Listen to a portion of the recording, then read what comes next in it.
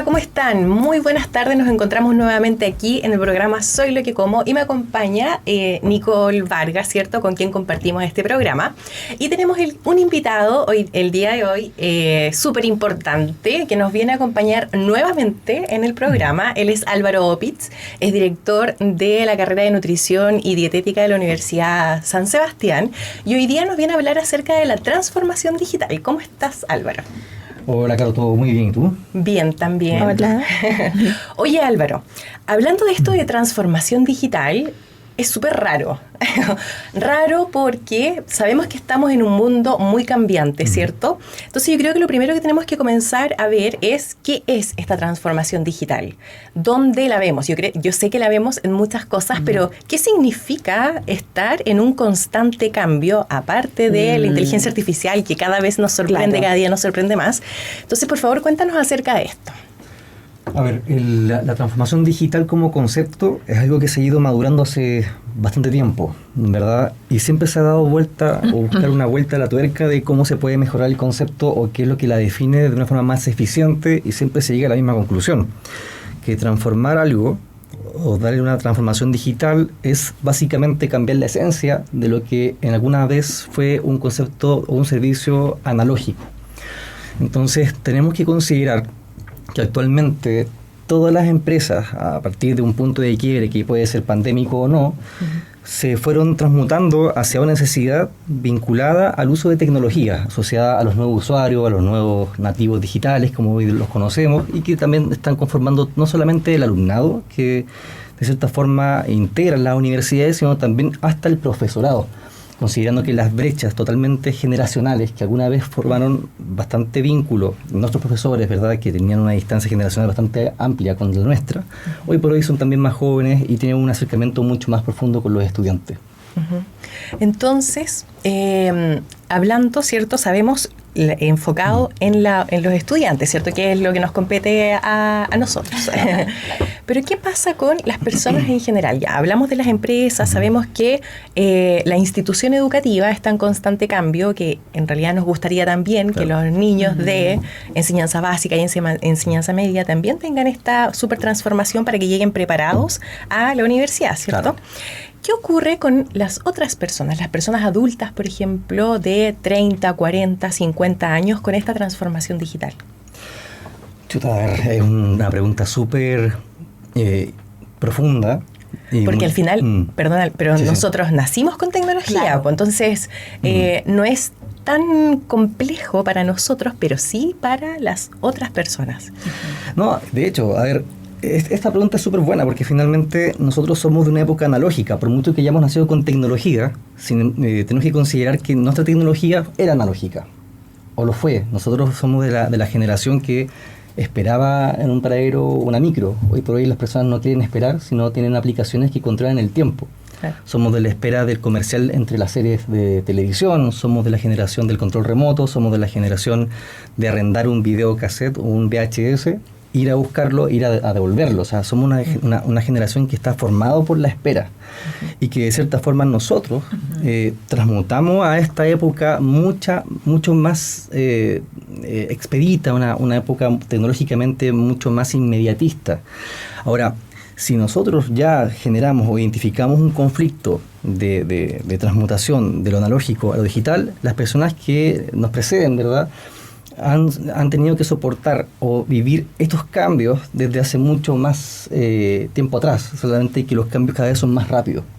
Ahora, cuando hablamos de transformación digital, hay que considerar que se tiende a mezclar el concepto con lo que nosotros creemos que es la digitalización, porque finalmente lo que hablamos de un servicio que siempre fue analógico, como arrendar un videocassette o una película en un Blockbuster, un videoclub, hoy lo tenemos en la pantalla de televisión y perdemos más tiempo buscando qué película ver, que es la que estamos realmente viendo. Si lo ponemos desde el punto de vista de la academia, pasa un poco lo mismo. Poder vincular una clase que se hace de forma presencial a una plataforma, si es que el PDF o el PPT es el mismo que se utiliza en la sala de clases que el que se utiliza en la pantalla, eso no es necesariamente una transformación digital. Eso es una digitalización de un servicio. Ahora, esta parte es bien relevante porque por lo general se tiende mucho a hablar de transformación digital sin antes entender cuál es el concepto más filosófico del tema. Y cuando hablamos de filosófico, hablamos de lo conceptual, que es la diferencia entre la transformación digital y la virtualización, como también el concepto ético que converge el accionar de estas nuevas tecnologías.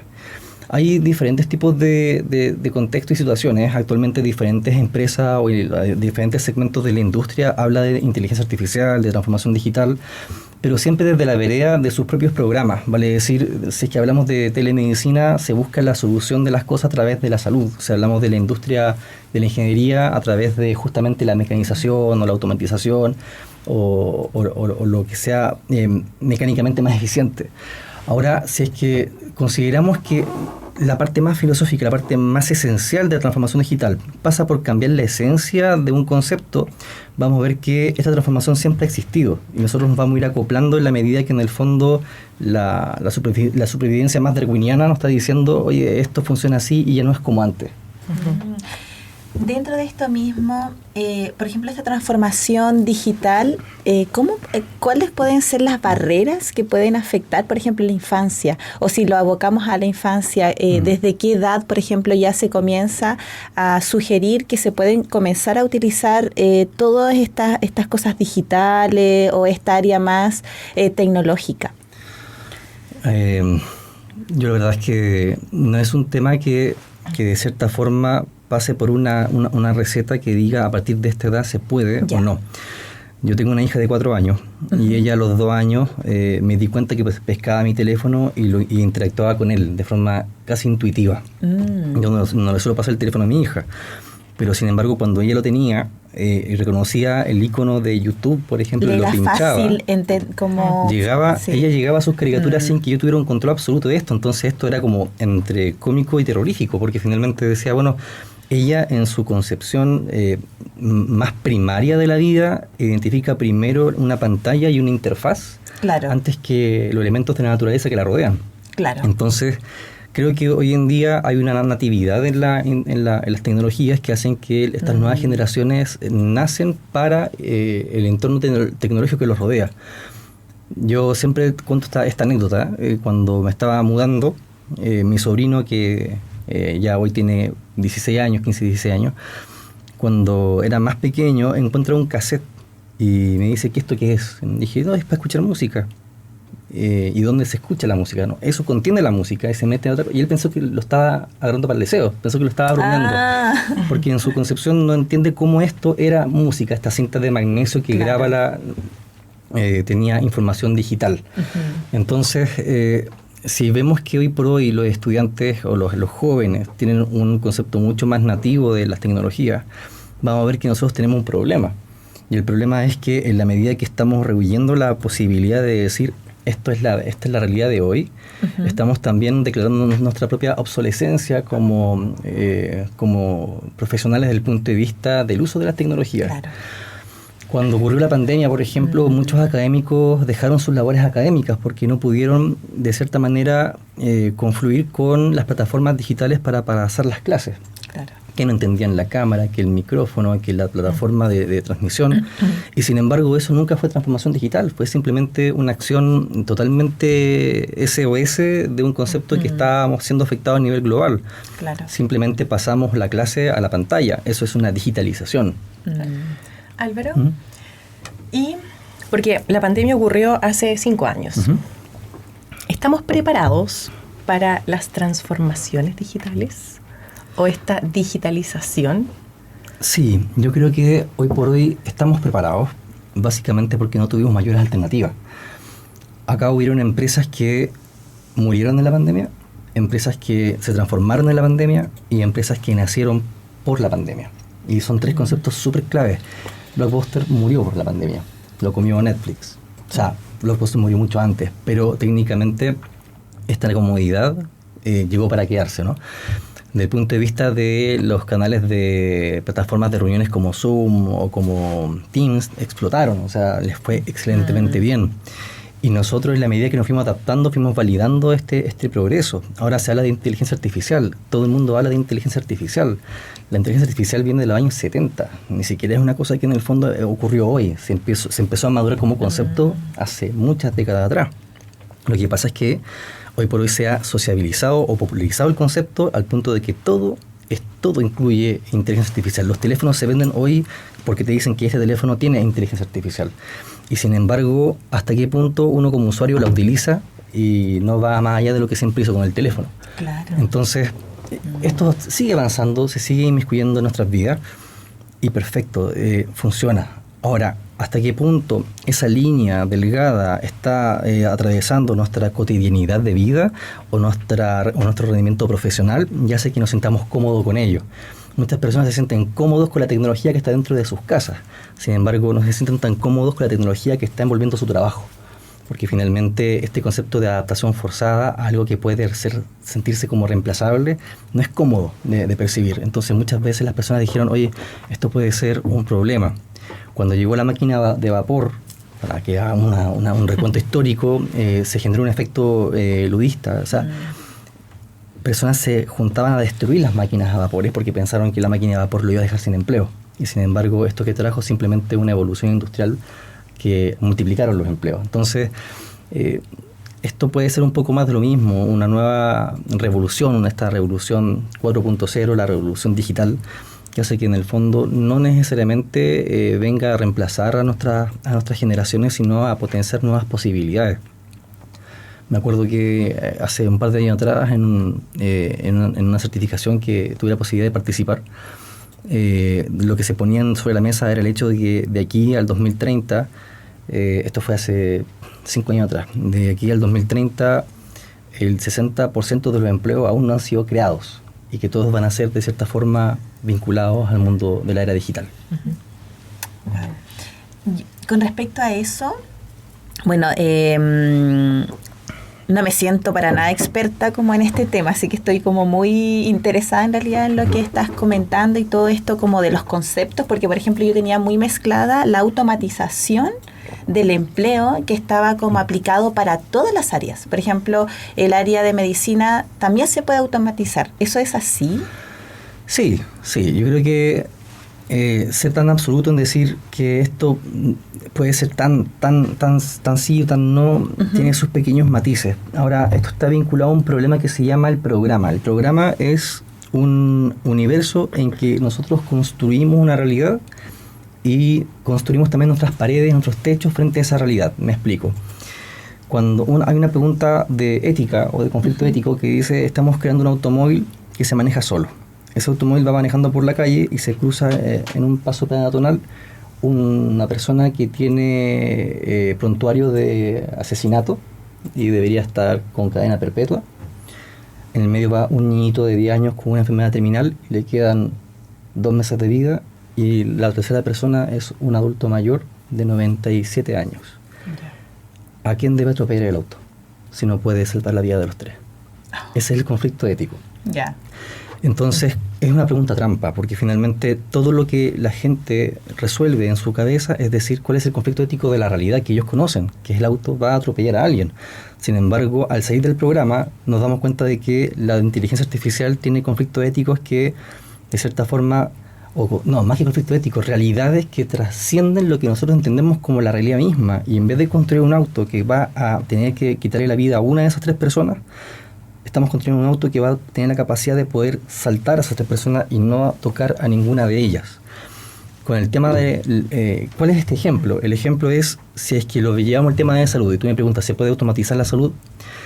Más que automatizarla, es cómo podemos hacer que esto sea totalmente integrativo y esencial en lo digital. Claro. Se habla acerca de, vamos a crear un programa que va a grabar las conversaciones del paciente y el profesional de la salud, y con eso se va a crear una ficha médica instantánea.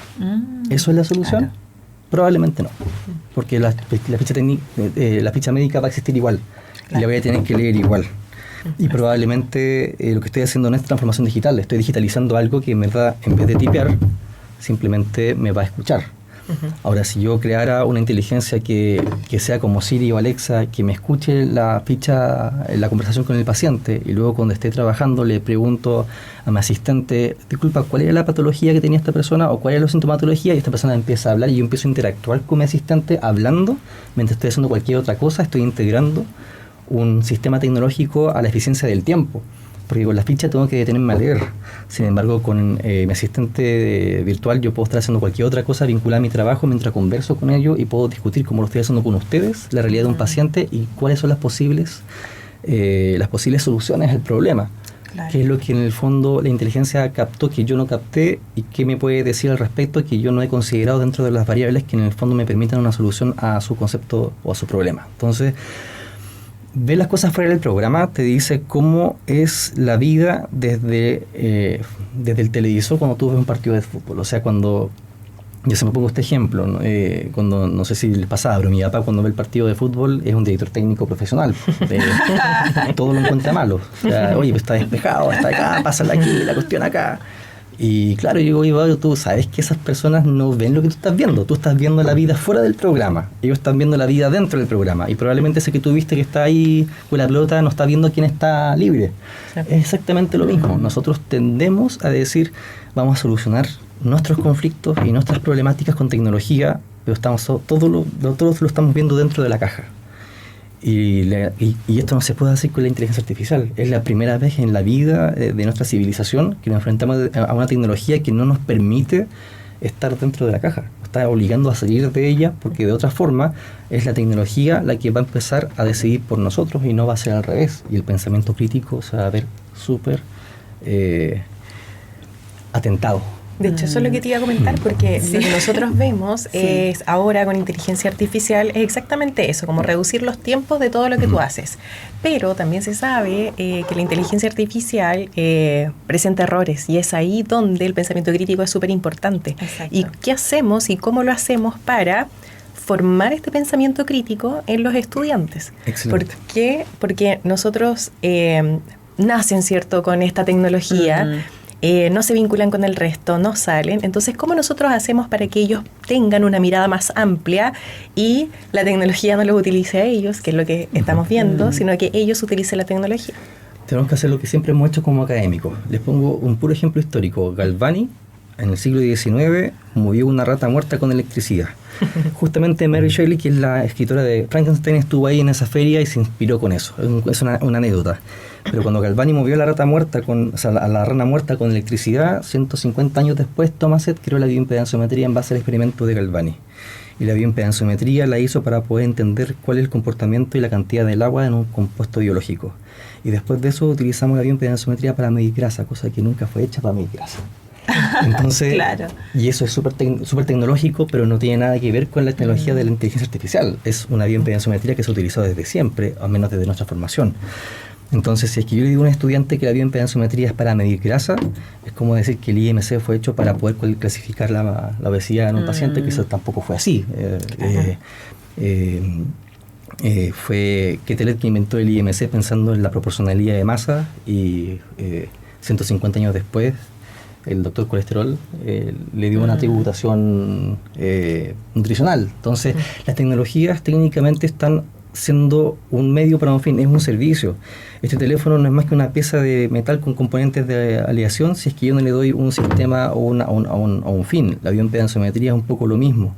Si yo le digo al estudiante, suba al estudiante a la persona en la balanza, aprieta el botón y mira el resultado y diagnostícalo, tenemos un tremendo problema. Un tremendo problema, porque hay 40 factores que modifican el valor de la bioimpedanciometría. 40. Factores que yo puedo controlar y otros que yo no puedo controlar. Y 40 factores me van a decir que cada vez que yo lo suba me van a dar resultados distintos y a lo mejor nunca estuve midiendo la grasa de la persona. Y sin embargo, el estudiante lo va a diagnosticar. Claro. Nosotros siempre enseñamos a poder desafiar esto de decir, mira, la bioimpedanciometría no te va a entregar el resultado. Simplemente te va a dar una evaluación y tú tienes que saber deconstruir esto, desmenuzarlo, entenderlo y darle una tributación que te explique una solución a un problema. La inteligencia artificial es exactamente lo mismo. Exactamente lo mismo. Ahora está de moda la palabra prompt. Todo el mundo habla de los prompts. Pero eso siempre existió. Siempre. Simplemente que ahora lo estamos escribiendo y alguien está haciendo un trabajo por nosotros y le damos un valor de marketing. porque este Spanglish que nos está envolviendo como sociedad te cambia todo el concepto del valor que siempre existió. Ahora con la inteligencia artificial tenemos que decir al estudiante, mira, esto es muy sencillo, analiza lo que te entrega y encuentra por lo menos 5 errores claves que te puede decir que lo que está diciendo está sujeto a mejora. Entonces tenemos que vincular el pensamiento crítico con el hecho de entender que las tecnologías están para ayudarnos, pero no están para hacernos la pega. Y eso es un problema que no es de ahora, es un problema de siempre. Yo pongo el ejemplo de la bioimpedanciometría porque muchas veces, como somos todos nutricionistas en este panel, pero los que nos escuchan no, claro, sí, no, por supuesto. Tenemos la posibilidad de poder evaluar con tecnología. Así como el kinesiólogo tiene la capacidad para medir un ergospirómetro y entender que eso tiene también información que tiene que ser analizable. Claro. Entonces, yo creo que en este sentido el profesional primero tiene que entender cuáles son los pros y los contras de utilizar la tecnología y saber más bien por qué no utilizarla para después decidir utilizarla. Y con ese concepto claro, uno puede tener las herramientas para analizarlo de la mejor forma. Estamos preparando a los niños, Álvaro, porque claro, nosotros estamos en la academia, en 5 años, ¿cierto?, que tenemos que formar a este profesional. Pero ¿qué pasa antes? ¿Qué pasa en enseñanza básica, en enseñanza media, que también se forma este pensamiento crítico de mirar un poco más allá? Uy, me pillaste. Como no me muevo en ese periodo, yo lo veo desde el punto de vista de mi rol como profesor de educación física. El juego es lo más importante. O sea, el juego desde el punto de vista del aprendizaje es lo que permite a los niños descubrir su entorno, a descubrir las características organolépticas de la vida, por así decirlo, en el sentido de las etapas donde se llevan las cosas a la boca, donde tocan, donde en el fondo juegan, exploran, se lastiman, conocen el peligro, conocen la curiosidad del punto de vista de los seres vivos que los rodean. Creo que esa es la primera escuela de aprendizaje que en el fondo todo padre debe considerar, si el único conflicto es que los padres de hoy día no tenemos tanto tiempo. Entonces es más fácil entregar un teléfono que darle tiempo a un juego. Yo con mi hija, por ejemplo, he tenido juegos como con papel higiénico, hacemos totalmente puras trepaderas como telaraña y ahí tiene que pasar por todos lados sin romper ninguno. Y estamos estimulando la motricidad, la propiocepción. Y sin embargo también mi pequeña ve película. Entonces claro, yo creo que el tema tiene que ser una mixtura de cosas y preparar a las personas, a los niños, desde la psicomotriz hacia lo tecnológico, pero con la responsabilidad que un pequeño pueda tener, que claro, es súper ingenua, sí, es súper pura, entonces siempre va a ser nuestra, básicamente. Exacto. Álvaro, me parece súper interesante el programa que nos trajiste, este tema, ¿cierto? Si tuvieras que resumir acerca de esta sistematización, ¿cierto?, y la digitalización para las personas que nos están escuchando, ¿cómo resumirías el programa el día de hoy? Yo creo que es una oportunidad.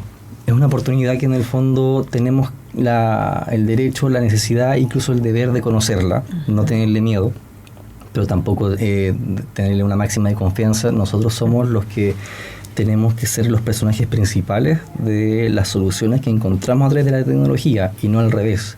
La tecnología no decide por nosotros, sino nosotros la usamos para poder tener la mejor eficiencia en nuestros procesos de vida, domésticos, laborales.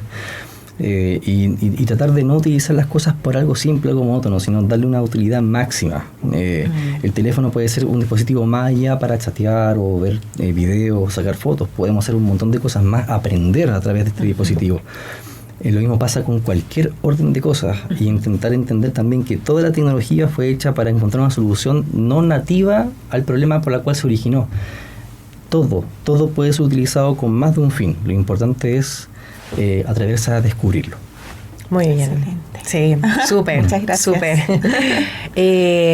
Bueno, te agradecemos, Álvaro, por estar el día de hoy en el programa. No, muchas gracias. Y a todos los que nos están escuchando, los dejamos invitados como cada viernes a las 12:30 acá por Patagonia Radio en su programa de siempre, Soy lo que como.